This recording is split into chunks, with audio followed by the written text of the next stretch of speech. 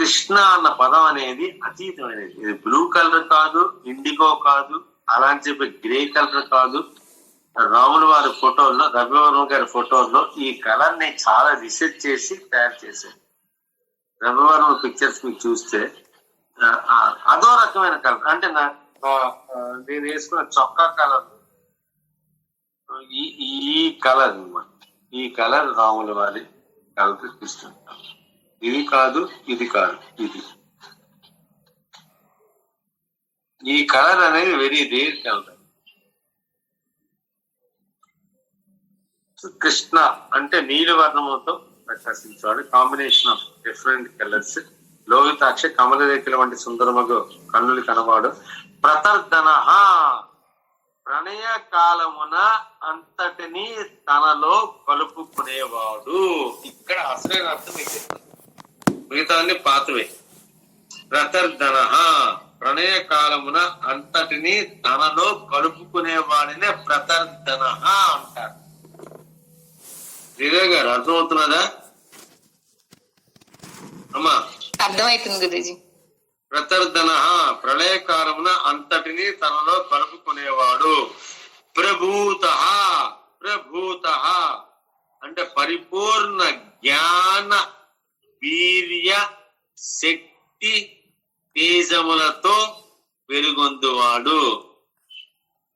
ప్రభూత ప్రభాత్, ప్రభాస్ మన హీరో పేరు ప్రభాస్, ప్రభూత్. ప్రళయకాలమున ప్రభూత పరిపూర్ణ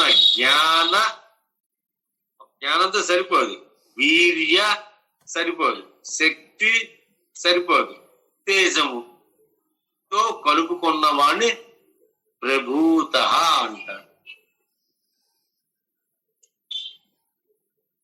ఇందాకలా ప్రభూత ఇందాకలా చదివినప్పుడు ఎలా వస్తుందంటే, అది చదవండి ఎవరైనా. ప్రభూత స్త్రిక కుబ్దామ, ప్రభూత స్త్రిక కుబ్దామ చదవండి ఒకసారి శ్రీదేవి గారు. ప్రభూత ప్రభూత స్త్రిక కుబ్దామ.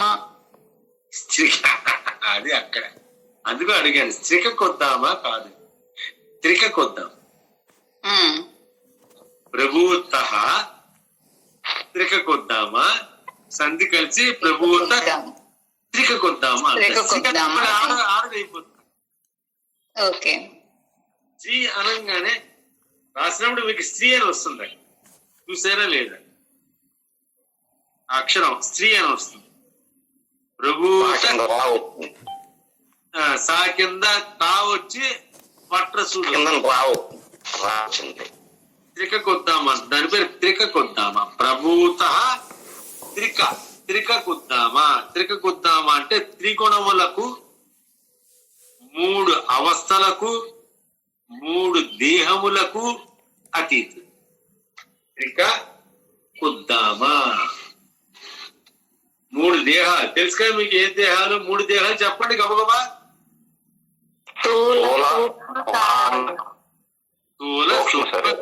Very good. త్రిగుణములు, త్రిగుణములు గబగబా చెప్పండి. సత్వగుణం, రజోగుణం, తమోగుణం. త్రిగుణములు. 3 అవస్థలు. జాగ్రత్త, స్వప్న, సుషుప్త. జాగ్రత్త, స్వప్న, సుషుప్త. సుషుప్తి.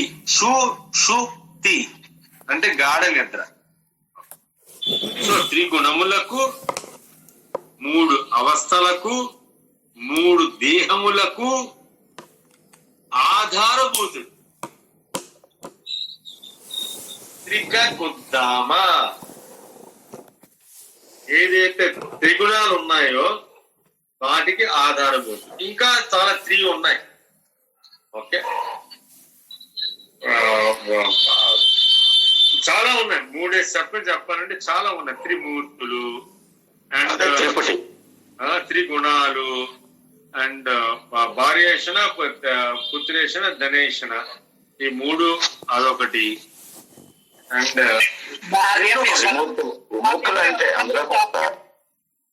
విఠలకృష్ణ గారు చెప్పండి. బాల్యం యవ్వనం వృద్ధాప్యం.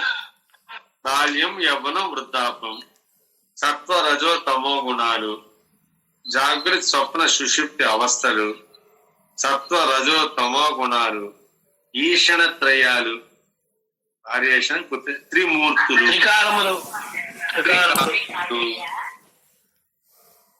ఇలాంటి ఏదైతే త్రి ఉందో వాటన్నిటికీ ఆధారభూతుడు త్రికకుద్దామా. త్రిమూర్తులు అందులోకి వస్తారు. త్రిమూర్తులు కూడా వస్తారు, ఎందుకు రాదు? త్రిపుట్లోనే ఉంటారు. గుణాలు ఉన్నాయి ముగ్గురికి కూడా. త్రిమూర్తులు ఒకడే, ముగ్గురుగా మనం భావిస్తున్నాం అంతే. వీటన్నిటికీ ఆధారభూతుడు ఆయన. వీటన్నిటికీ ఆధారభూతుడే త్రికకుద్దామా. సృష్టి స్థితి లయాలు కూడా వస్తాయా?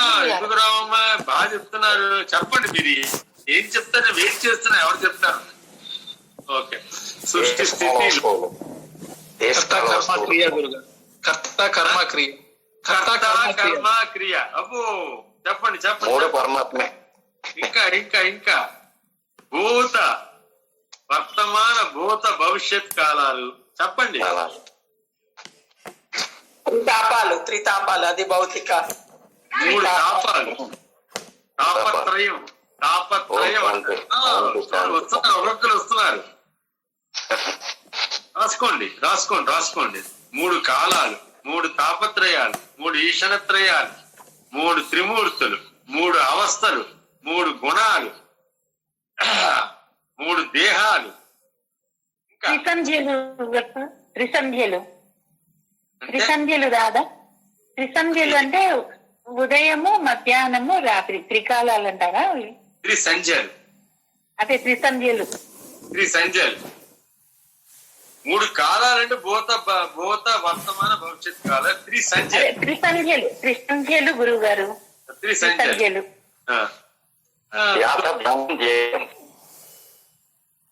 వాత పిత్త కపం ఉంది, చెప్పండి. కఫం కఫ వాత పిత్త కఫ. యోగి భోగి రోగి. మరి అమ్మో, నరసింహాచార్య గారు చాలా సినిమా యోగి భోగి యోగి. కొంచెం పవన్ కళ్యాణ్ నరసింహాచార్య గారు. అమ్మో, ఇంత సెటైర్ ఉందా మీరు?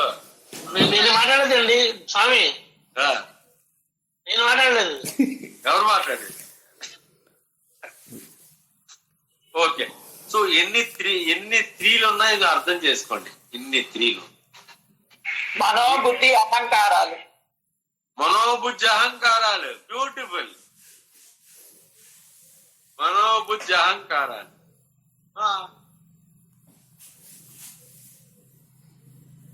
ఒక మాటలో చెప్తే ఇవన్నీ త్రిపుటి.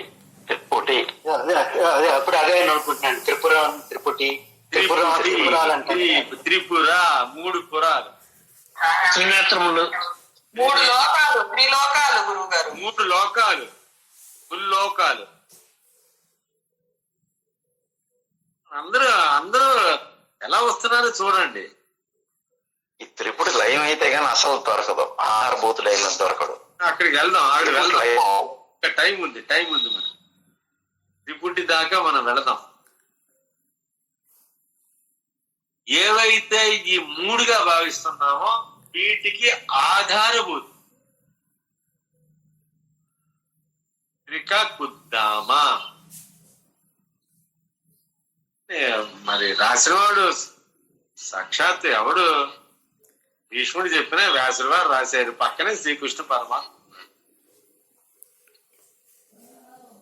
పవిత్రం మంగళం పరం. పవిత్రం పరమ పావన పరిశుద్ధ స్వరూపం. మంగళం పరం సర్వ మంగళమూర్తి, మంగళములను ప్రసాదించేవాడు. సో అగ్రాహ్య శ్వాసత కృష్ణో లోహితాక్ష ప్రదర్శన ప్రభూత స్త్రికకుద్దామ పవిత్రం మంగళం పరం.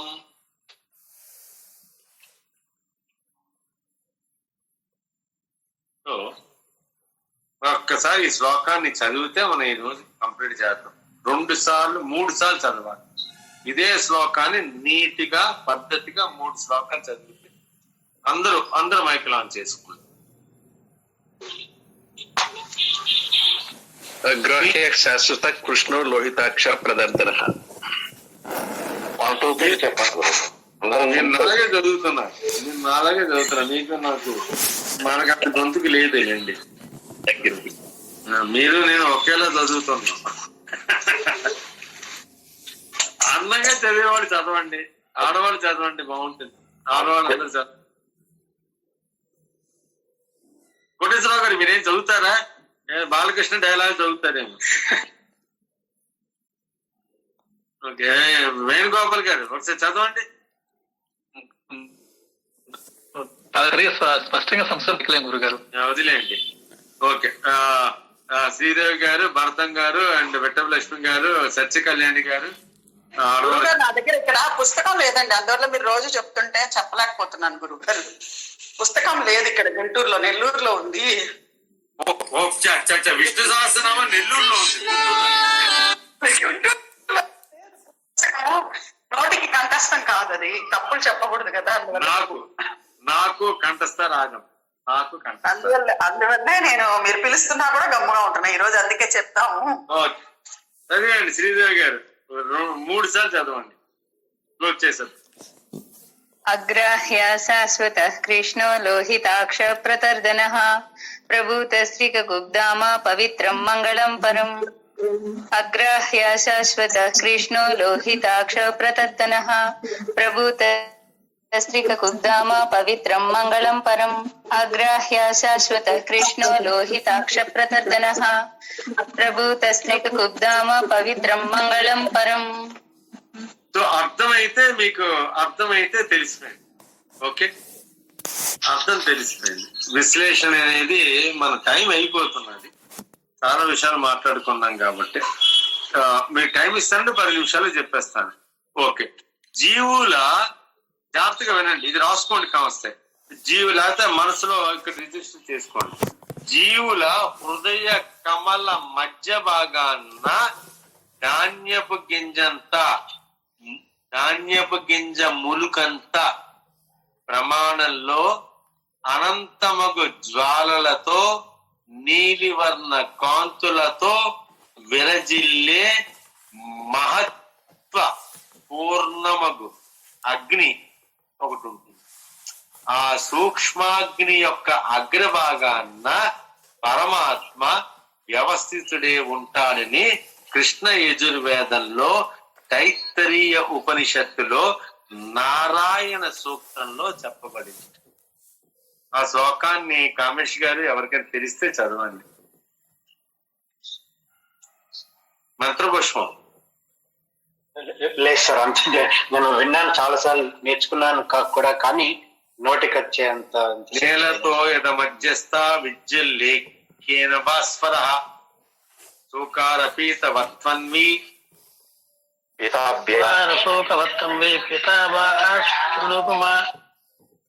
చదవండి. అర్థం కావాలి నాకు, చెప్పండి. అర్థం చదవండి, చెప్తాను. నరసింహాచార్య గారు.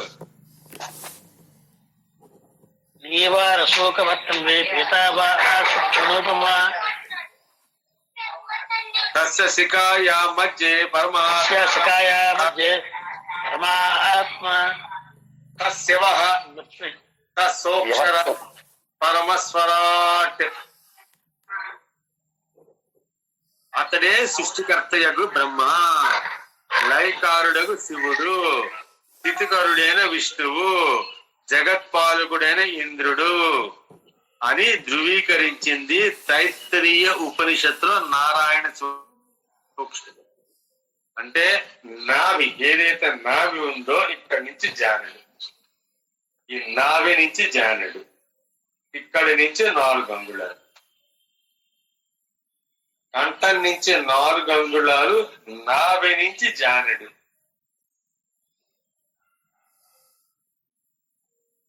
ఇక్కడ కమలం అంటే తామర పువ్వు, కమల యొక్క మొగ్గ, తామర పువ్వు యొక్క మొగ్గ తిరగేసి ఉంటుంది. తామర పువ్వు ఇలాగుంటే దాన్ని తిరిగేయండి, ఇలా ఉంటుంది. ఇక్కడి నుంచి ఇక్కడ దాకా, ఇక్కడి నుంచి ఇక్కడ దాకా, ఇక్కడ తామర పువ్వు తిరగేసిన తామర పువ్వు మొగ్గలాగా ఉంటుంది. తస్య శిఖాయాం పరమాత్మ వ్యవస్థిత. ఈ మధ్యలో నీలతో యద మధ్యస్థ విద్యుల్లేకేన భాస్వర మనకి మంత్ర పుష్పంలో వస్తుంది. ఇక్కడ ఈ మొక్క తిరగేసి ఉంటే దాని కొసయందు బియ్యపు గింజ మొల, బియ్యపు గింజ ఇంకా కొస, బియ్యపు గింజ కోలగా ఉంటుంది దాని కొస. ఇప్పుడంతా ధాన్యం, ఇప్పుడంతా కూడా దాన్ని ఏమంటారు, ఇప్పుడు మంచి బియ్యం వస్తున్నాయండి. పూర్వం అంతా కూడా నూకలు వచ్చేవి, ఇప్పుడు మంచి బియ్యం వస్తున్నాయి, బాస్మతి రైస్. సో ఆ కొస, ఆ బియ్యపు గింజ కొస యొక్క ములుకు, ఆ ములుకు మీద చిన్నగా చిక్కని మార్పు వస్తుంది. నేలతో ఇద్దరు మధ్యస్థ విద్యుల్లేకేన భాస్వర మెరుస్తూ చక్ చక్. అదే విష్ణు, అదే శివుడు, అదే బ్రహ్మ, అదే ఇంద్రుడు, అదే ప్రాణం, అదే ఆత్మ అని చెప్పడం జరిగింది. తైత్తిరీయ ఉపనిషత్తులో నారాయణ సూక్తంలో చెప్పబడింది. కృష్ణ యజుర్వేదం, యజుర్వేదంలో రెండు ఉన్నాయి, కృష్ణ యజుర్వేదం, శుక్ల యజుర్వేదం. మనం ఫాలో అయ్యి కృష్ణ యజుర్వేదం. నార్త్ ఇండియన్స్ అందరూ కూడా కృష్ణ శుక్ల యజుర్వేదం ఫాలో అవుతారు. మనం సౌత్ ఇండియన్ అంతా కూడా కృష్ణ యజుర్వేదం ఫాలో అవుతారు. రెండింటి తేడా ఏం లేదు, మనం కల్పించుకున్నది. అది పక్కన పెట్టండి. ఈ మంత్ర పుష్పాన్ని ఇప్పటి విజ్ఞాన శాస్త్రం పోల్చి చూస్తే మనం అప్పుడు అర్థం చేసుకున్న మానవుని యొక్క శక్తి సామర్థ్యాలను ఎన్నో వేల సంవత్సరాల క్రితమే మన వాళ్ళు చెప్పారని చెప్పి అర్థం అవుతుంది. అసలు విషయానికి వస్తున్నాయి. ఇప్పుడు జ్ఞాన, వీర్య, శక్తి, తేజస్సులతో నాశనము లేని పరమ పావన ఆత్మస్వరూపంతో ప్రతి జీవిలో నెలకొన్న మంగళమూర్తి ఆ పరమాత్మ. మనలోనే నెలకొన్న ఆ అద్భుత మూర్తిని గ్రహించడం అంత సులభం కాదు. కారణం, అతడు జీవులకు జ్ఞానంతో పాటు, జీవులకు 1 లీటర్ పెట్రోల్ జ్ఞానంతో పాటు సత్వ, రజో, తమో అంటే సాత్విక, అహంకార, అజ్ఞాన అనే 3 గుణాలను కూడా ప్రసాదించింది. అక్కడే మన ప్రాబ్లం. జ్ఞానం ఇచ్చాడు, 3 గుణాలు కూడా ఇచ్చాడు, సత్వ, రజో, తమో. దాన్ని సింపుల్ గా చెప్పాలంటే సాత్విక, అహంకార, అజ్ఞానం. అది డెఫినేషన్. సాత్విక, సత్వ, రజో, తమో గుణాలకి కరెక్ట్ వర్డ్స్ వాడాలంటే సాత్విక, అహంకార, అజ్ఞానం అనే 3 గుణాలను కూడా ప్రసాదించారు. వాటి మూలంగా జీవుడు తన స్థూల దేహంతో అనేక పాప పుణ్య కర్మలను ఆచరిస్తూ వాటి వాసనలను సూక్ష్మ కారణ దేహములందు నిక్షిప్తం చేసుకొని ఆ ఫలితాలని ప్రస్తుత జన్మలో గాని మరు జన్మలో గాని అనుభవిస్తూ ఉంటారు. అంతర్యామిగా మనలోనే ఉన్న ఆ పరమాత్మ గ్రహించాలి అంటే జాగృత్ అవస్థలో నిష్కామ కర్మలు చెయ్యాలి, చిత్తశుద్ధి పొందాలి. అప్పుడు స్వప్న, సుషుప్తి అవస్థలలో కూడా ఆత్మస్వరూపాన్ని అనుభూతి పొందే అవకాశం లభిస్తుంది. సో మీరు పాపాలు చేసినా, పుణ్యాలు చేసినా, మంచి చేసినా, చెడు చేసినా, కర్మలు చేసినా, నిష్కామ కర్మలు చేసినా సరే ఎప్పుడు చెయ్యాలి చెప్పండి? ఎప్పుడు చేయాలి? జాగ్రత్త అవస్థలో చేయాలి. జాగ్రత్త అవస్థలోనే చేయాలి గురువు గారు. స్వప్నావస్థలో చేయలేరు కదా, చేయలేము. గాఢ నిద్ర చేయగలరా? గాఢ నిద్ర అసలే లేదు, అంతా చేయగలి. సో ఏది చెయ్యాలన్నా జాగృతి అవస్థలోనే చెయ్యాలి. మంచైనా చెడైనా పాపమైనా పుణ్యమైనా మిగతా వాటిలో తప్పు చేసినా సరే భగవంతుడు క్షమిస్తాడు. ఎందుకంటే నీ ఇంద్రియాలు, నీ మనస్సు, నీ బుద్ధి కూడా ఒక రకమైన డౌన్ అయిపోయింది, షట్ డౌన్ అయిపోయింది. అన్ని కూడా ఈ జాగృత అవస్థలోనే, కర్మ ఫలం అంతా కూడా జాగృత అవస్థలోనే వస్తుంది. నిద్రావస్థలో దోమ పుట్టింది చెప్పి పొరపాటున మీరు తప్పని చంపినా సరే పాపం మీకు రాదు. జాగృత అవస్థలో మాత్రం దోమ కుడుతున్నది అన్నప్పుడు నీకు తప్పించుకునే అవకాశం ఉంది, దాన్ని తోలే అవకాశం.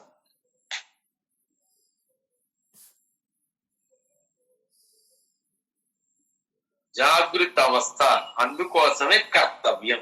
ఈ జాగృత అవస్థలో ఇవన్నీ చేసే బదులు నీ కర్తవ్యాన్ని చెయ్యిరా బాబు అంటున్నాడు శ్రీకృష్ణుడు. వచ్చారు అక్కడికి. వాసం శెట్టిగా సత్యనారాయణగా చెప్తున్నాడు, ఈ మధ్యన అంతా కూడా ఏదో ఆలోచనలో ఉన్నాను గురువు గారు, ఏది ఆలోచిస్తున్నా సరే మళ్ళీ ఆలోచించలేకపోతున్నాను అని చెప్పేసి. నా ట్రూక్యాలో ఉన్న సభ్యులు ఎవరు కూడా కర్తవ్యానికి దూరం కావద్దు ప్లీజ్. ఫస్ట్ కర్తవ్యం, తర్వాతే భగవంతుడు. కర్తవ్యాన్ని పక్కన పెట్టిన వాడు పరమాత్ముడిని చేరుకోలేడు. కర్తవ్యాన్ని పక్కన పెట్టిన వాడు పరమాత్మ విభూతిని అనుభవించలేడు. దయచేసి కర్తవ్యాన్ని పక్కన పెట్టద్దు ఎవరికో. కర్తవ్యం చెయ్యండి. కర్తవ్యం నీ వంతు, చేయుట నీ వంతు, సాయం చేయుట నా వంతు. భగవంతుడు చెప్తున్నాడు. భగవద్గీత యొక్క ఉద్దేశం అది. చాలా మంది కర్తవ్యాన్ని పక్కన పెట్టేస్తున్నాను, ధ్యానంలో ఉన్నాను, దేని మీద నాకు దృష్టి లేదు, అంతా కూడా అయోమయంగా ఉంది, అన్నిటిని మర్చిపోతున్నాను. నేను చచ్చిన ఒప్పుకోను. పొరపాటున అది ఎవరు చేసినా సరే ప్లీజ్ మన గ్రూప్ లో దానికి ఆస్కారం లేదు. కర్తవ్యం చెయ్యాలి. ఎందుకు పుట్టారు భగవంతుడికి? గీతాసారం అదే కదా గురువు గారు. గీతాసారం గీతంతా విన్నాక అర్జునుడు విల్లు పట్టుకున్నాడు కానీ సన్యసించలేదు కదా. అంతే. అర్జునుడు విల్లు పడుకు ఎత్ర యోగేశ్వర కృష్ణ ఎత్ర పార్థో ధనుర్ధర, ధనస్సు పట్టుకొని నించున్నవాడు. భగవద్గీత ఎప్పుడు కూడా సన్యాసిగా మార్చడానికి కాదు. భగవద్గీత అనేది కర్తవ్యాన్ని తెలియజేసేది. విష్ణుమూర్తే నిద్రపోతే, బ్రహ్మే నిద్రపోతే, పరమశివుడే నిద్రపోతే సృష్టి ఎలా నడుస్తుందండి? మనం ఏదో అంటుంటాం, ఈ 6 నెలలు శివుడు విష్ణుమూర్తి నిద్రపోయి ఉంటాడు, ఈ రోజు నిద్ర లేచాడు, బ్రష్ చేసుకుంటూ ఉంటాడు, మనం ఉత్తర ద్వారంలో దర్శించాలి. విష్ణుమూర్తి నిద్రపోతే సృష్టి ఎక్కడ నడుస్తుంది?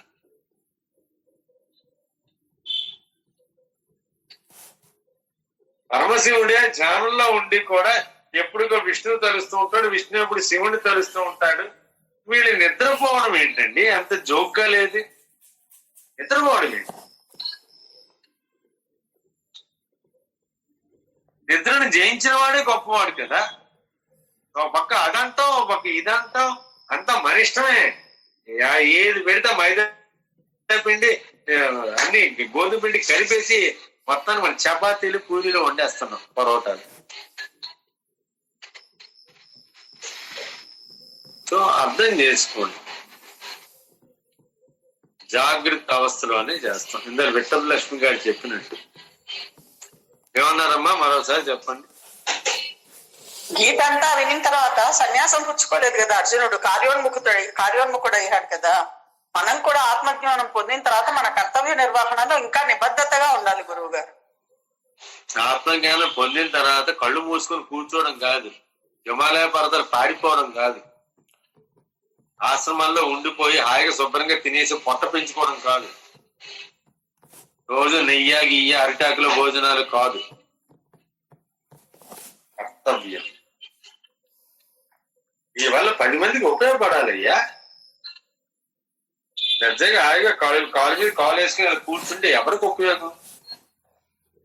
ఇవాళ 10 మందికి ఉపయోగం జరగాలి, వాళ్ళు కూడా నువ్వు తీసుకెళ్ళాలి, నీకు పొందిన అనుభూతి వాళ్ళకి కలిగించాలి. అంతే తప్ప నువ్వు ఆయన కళ్ళు పూసుకొని మౌన వ్రతం అబ్బాయి మాట్లాడు. ఈ గొప్పతనం ఏంటి? నోరెందుకు ఇచ్చాడు? ఉపవాసం, తిండి తిన్న మానేయడం ఉపవాసం. నేను భగవంతుడి పక్కన ఉండడం ఉపవాసం, తిండి తినడం మానడం కాదు. కర్తవ్యం దైవ మామ్యహం అని శ్రీరాములకి విశ్వామిత్రుడు గారు చెప్తారు కదా సార్, లేవయ్యా లేచి నీ కర్తవ్యాన్ని నిర్వహించు అని. కౌసల్య సుప్రజారామ పూర్వ సంధ్యా ప్రవర్తతే ఉత్తిష్ట నరసార్థం కర్తవ్యం దైవమాన్వితం. ఉంది కదండి, చెప్పారు కదా, ఇవన్నీ మనం మర్చిపోయామా? ఉత్తిష్టోత్తిష్ట గోవింద, ఉత్తిష్ట గరుడ ధ్వజ, ఉత్తిష్ట కమలాకాంత, త్రైలోక్యం మంగళం కురు. మరి ఎందుకు మర్చిపోయాం? రోజు చదువుతాం ఉత్తిష్ట ఉత్తిష్ట ఉత్తిష్ట ఉత్తిష్ట, అది మర్చిపోయాం. ఇప్పుడు అందరు గురువులందరూ కూడా నిద్రపో నిద్రపో నిద్రపో అని చెప్తున్నారు. కళ్ళు మూసుకో, మౌనంగా ఉండు, మఠం మీద మఠం వేసుకో, హాయిగా పొడుకుంటూ ఉండు, ధ్యానంలోకి వెళ్ళిపో, ఏం పట్టించుకోవద్దు. నవ్వుతాడు ఎవడైనా? కౌసల్య సుప్రజారామ, పొద్దున ఉదయిస్తున్నాడు సూర్యుడు. కౌసల్య సుప్రజారామ అర్థం తెలుసు కదా, కౌసల్య సుప్రజారామ. కౌసల్యకి ఇటు ప్రజలకి కూడా రాము. పూర్వా సంధ్యా ప్రవర్తతే, తూర్పున ఉదయిస్తున్నాడు సూర్యుడు. పూర్వా సంధ్యా ప్రవర్తతే ఉత్తిష్ట నరసార్థూల, నరసార్థూల అంటే నరసింహస్వామి. ఉత్తిష్ట నరసార్థూల కర్తవ్యం దైవమాన్వితం. ఉత్తిష్టోత్తిష్ట గోవింద, ఉత్తిష్ట గరుడ ధ్వజ, ఉత్తిష్ట కమలాకాంత, త్రైలోక్య మంగళంకుడు. విన్నపాలు వినవలే వింత వింతలు, పన్నగపు దోమతర పైకెత్త వేయ. అన్నమాచార్య కీర్తన. ఆ కీర్తన ఎవరికైనా తెలిస్తే చెప్పచ్చు. ఆడతారు ఎవరు? చదువు. విన్నపాలు వినవనమా, విన్నపాలు వినరా వెంకటరమణమూర్తి, పన్నగపు దోమతర పైకెత్త వేలయ్య. విన్నపాలు వినవలే వింత వింతలు, పన్నగపు దోమతెర పైకెత్త వేలయ్య. రాత్రి నిద్రపోతున్నాం అనుకున్నా మనం భావిస్తున్నాం, ఆ పన్నగపు దోమతని పైకెత్తదు. సనాతన ధర్మం కర్తవ్యాన్ని బోధిస్తుంది తప్ప నిద్రపోమని చెప్పి ఎప్పుడు బోధించింది. నిద్రపోయిన వాడు దేనికి పనికిరాడు. మత్తు వదలరా, నిద్ర మత్తు వదలరా, మత్తులోన పడితే గమ్మత్తుగా చిత్తవులు పోదురా.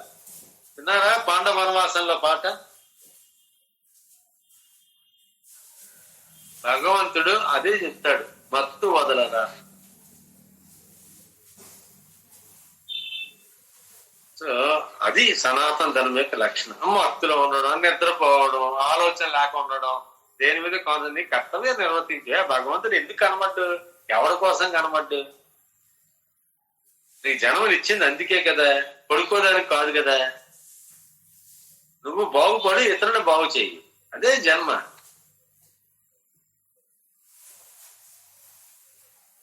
సంతోషం. టైం చాలా అయిపోయింది, 9 అయిపోతున్నది. అందరు కూడా మైకులు ఆన్ చేసుకుని ఒక్కసారి శివోహం చెప్పండి. రేపు మళ్ళీ కలుసుకుందాం.